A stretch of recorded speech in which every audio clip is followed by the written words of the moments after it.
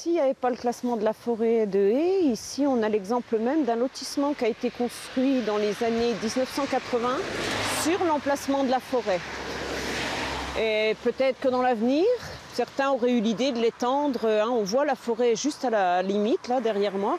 Ce classement, projet lancé en 2006 par un groupement de 70 associations, dont l'ASP Forêt de Haies, garantit désormais la pérennité des différents atouts du massif et le protège des pressions de l'urbanisme.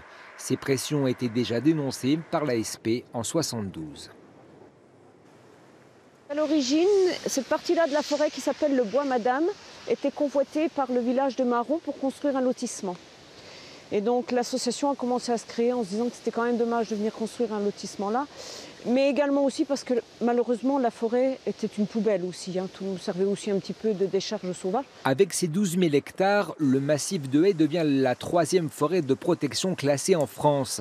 Elle renferme une diversité écologique rare, une activité sylvicole de premier plan, mais également un aspect patrimonial mis en valeur par une carte réalisée par l'ASP. Le premier but effectivement de cette carte Évadez-vous en forêt de Haies était de faire connaître l'ensemble des points remarquables de la forêt de Haies, de faire connaître également l'ensemble des sentiers de randonnée pédestre, des sentiers de randonnée cycliste. Cette carte est disponible à l'Office de tourisme de Nancy.